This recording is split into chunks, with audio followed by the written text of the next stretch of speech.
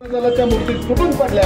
या ठिकाणी आपले लोकप्रिय खासदार आदरणीय प्रणितीताई शिंदे यांचं आगमन झालेलं आहे। आपण महाविकास आघाडी या सरकारचं आज आपण सर्वजण रस्त्यावर उतरतोय, आंदोलन करतोय। आपले मार्गदर्शक खासदार आंदोलन होत आहे। हे आंदोलन नरेंद्र मोदी साहेबांच्या हातनं ठेवलं आणि 8च महिन्यात त्या माऱ्यामध्ये हा पुतळा त्या ठिकाणी पडलेला आहे। जेवढे ह्या 6 महिने वर्षामध्ये जेवढे उद्घाटन मोदींच्या हातनं झाले, मग आपल्या देशात त्या ठिकाणी पडला, कोसळला। 3,500 वर्ष झाले, 350 वर्ष झाले पुतळा ज्याची विटंबना झाली त्याचा आम्ही या ठिकाणी निषेध करत आहोत।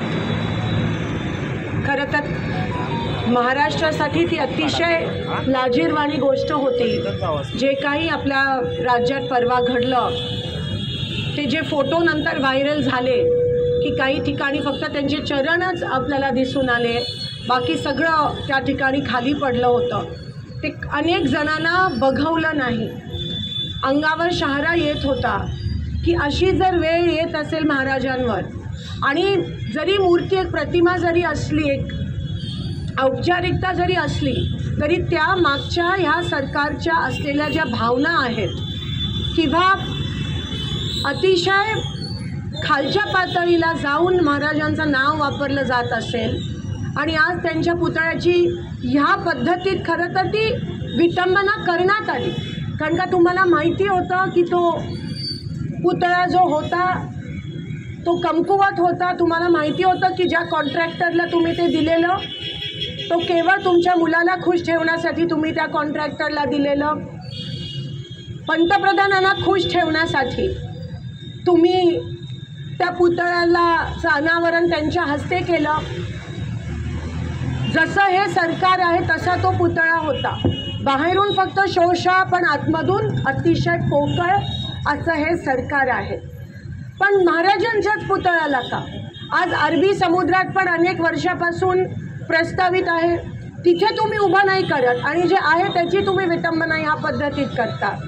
त्याच्यानंतर त्या गोष्टीला अतिशय छोटं असं तुम्ही म्हणतात हवा एवढी होती की तो पुतळा त्या ठिकाणी पडला। म्हणजे ह्या पद्धतीचं मुख्यमंत्र्यांकडून भाष्य होत असेल तर आज जनतेने कुठे बघितलं, कुठे बघायला पाहिजे?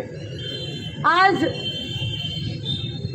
बदलापूरमध्ये जे काही घडलं, आज 4 वर्षाच्या लहान मुलींना पण सोडलं नाही आहे या विकृत मानसिकता असलेल्या लोकांनी किंवा या सरकारने, आणि म्हणतात त्याच्या मागे राजकारण आहे। या पुतळ्याच्या मागे म्हणतात हवा एक वेगळं कारण आहे। म्हणजे ह्या पद्धतीत जर त्यांचं बोलणं असेल तर एकंदरीत दिसून येतं की ते आता सापडले गेले आहेत। त्यांची उलटी गिनती सुरू झाली, त्यांना उत्तरं नाही आहेत लोकांना द्यायला, ते फक्त लाडक्या बहिणीच्या मागे लागले। नक्कीच आधी ते आतमधून पैसे देत होते अनऑफिशियली, आता ऑफिशियली पैसे देत आहेत आणि म्हणून ते अजून 1 महिना मागतायत। निवडणुका जाहीर करत नाही आहेत। आज महापालिकेच्या निवडणुका नाही आहेत, राज्याच्या निवडणुका पुढे ढकलल्यात, कारण का अजून पैसे वाटप त्यांना करायचे। पण लोक हुशार झाले आहेत, आमच्या बहिणी खूप हुशार आहेत, घेतील त्यांच्याकडून। पण जी महिला या महाराष्ट्रात सुरक्षित नाही आहे, जे महाराज या महाराष्ट्रात सुरक्षित नाही आहेत, ते या लोकांना कधीच मदत करणार नाहीत। या सरकारवरचा सामान्य लोकांचा विश्वास आता उडालेला आहे। तुम्ही कितीही प्रयत्न करा, कितीही योजना आणा, आता महाराष्ट्राची लोक बळी पडणार नाही आहेत। त्या गोष्टीचा आम्ही या ठिकाणी निषेध करत आहोत आणि निवडणुका पुढे ढकलला त्याचा निषेध करत आहोत। महाराजांचा पुतळा या ठिकाणी उद्ध्वस्त झाला त्याचा निषेध करत आहोत। 4 वर्षाच्या लहान मुलींवर अत्याचार झाला त्याचा निषेध करत आहोत। अनेक या आज पाणीपट्टी 10 पट वाढली आहे, गावांमध्ये किती मोठी बोंब झाली, 10 पट पाणीपट्टी जेव्हा तुम्ही वाढवता त्याच्याबद्दल तुम्ही बोलत नाही आहात। भ्रष्ट सरकार आहे हे महायुतीचं। त्या गोष्टीचा आम्ही आज महाविकास आघाडीच्या माध्यमातून निषेध मोठ्या प्रमाणात करत आहोत।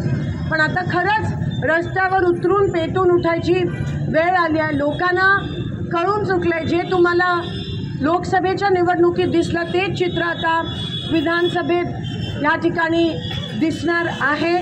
पण लाजिरवाणी गोष्ट आहे महाराष्ट्रासाठी. एकीकडे शिवाजी महाराजांचा पुतळा उद्ध्वस्त होतो, दुसरीकडे पुरोगामी महाराष्ट्राच्या, सावित्रीच्या महाराष्ट्राच्या, जिजाऊच्या महाराष्ट्राच्या, रमाबाईच्या महाराष्ट्राच्या, अहिल्याच्या महाराष्ट्राच्या ज्या मुली आहेत त्यांच्यावर अत्याचार होतो.